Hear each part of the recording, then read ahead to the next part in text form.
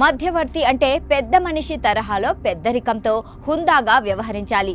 కానీ దశాబ్దాలుగా ఉగ్రమూకల్ని చంకనెత్తుకు తిరుగుతూ తమ దేశంలో ఉగ్రవాదమే లేదని బొంకే పాకిస్తాన్ అంతర్జాతీయ వేదికలపైన అదే ధోరణిని ప్రదర్శించి మరోసారి నవ్వుల పాలైంది.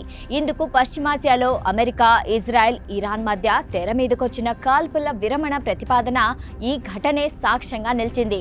తమ భూభాగంతో పాటు లెబనాన్ మీద దాడులను ఆపేయాలని ఇరాన్ స్పష్టంగా 10 ప్రతిపాదనలను పంపితే వాటిలోంచి లెబనాన్ అనే పేరును తొలగించి అమెరికా, ఇజ్రాయెల్లను పాకిస్తాన్ ప్రతిపాదనలను చెరిపేసిందనేది ఇప్పుడు వినిపిస్తున్న ప్రధాన ఆరోపణ.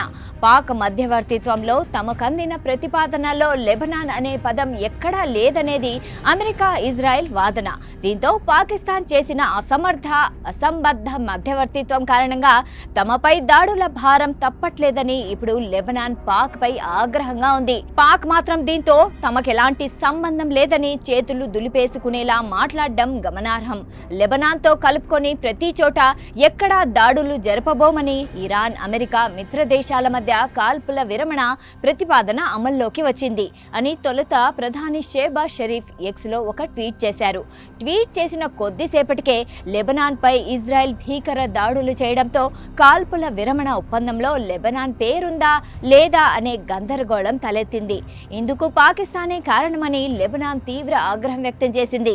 ఇరాన్ పంపిన ప్రతిపాదనలకు పాకిస్తాన్ ఏకపక్షంగా సవరణలు చేసి అమెరికాకు పంపిందని ఆరోపించింది.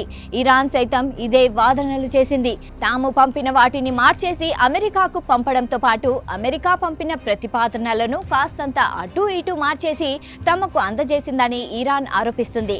అమెరికా ఉపాధ్యక్షుడు జేడీ వ్యాన్స్ సైతం పాకిస్తాన్ 2 నాల్కల ధోరణిని పరోక్షంగా ప్రస్తావించారు. సీజ్ ఫైర్ లో లెబనాన్ ఉందని ఇరాన్ను మధ్యవర్తిత్వ దేశాలు నమ్మించి ఉండవచ్చు. ఇందులో ఎక్కడో ఏదో పొరపాటు జరిగింది. లెబనాన్ పై దాడి చేయబోమనే ప్రతిపాదనకు మేం సమ్మతి తెలపలేదు అని అన్నారు. ట్వీట్ సైతం అమెరికా నుంచే.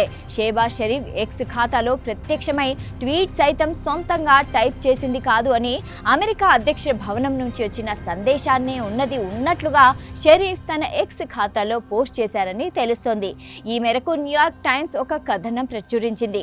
సందేశం మీద తొలుత డ్రాఫ్ట్ అనే పదం కనిపించి తర్వాత అది కనిపించకుండా పోయింది. షరీఫ్ ఎక్స్ లో పోస్ట్ చేయబోయే వ్యాఖ్యలను తొలుత శ్వేత సౌధం ధృవీకరించిందని, వైట్ హౌస్ అనుమతితోనే షరీఫ్ ఆ సందేశాన్ని పోస్ట్ చేశారని న్యూయార్క్ టైమ్స్ పేర్కొంది. దీనిపై పాకిస్తాన్ నుంచి ఎలాంటి ఖండన రాకపోవడంతో ఇదే వాస్తవమనే వాదనకు బలం చేకూరింది. ఒక పక్షం వాదనలు, డిమాండ్లను అత్యంత పారదర్శకంగా మరో పక్షానికి అందించడంలో పాకిస్తాన్ విఫలమైందని, అందుకే లెబనాన్ విషయంలో సందిగ్ధత చోటు చేసుకుందని విమర్శలు వెల్లువెత్తుతున్నాయి.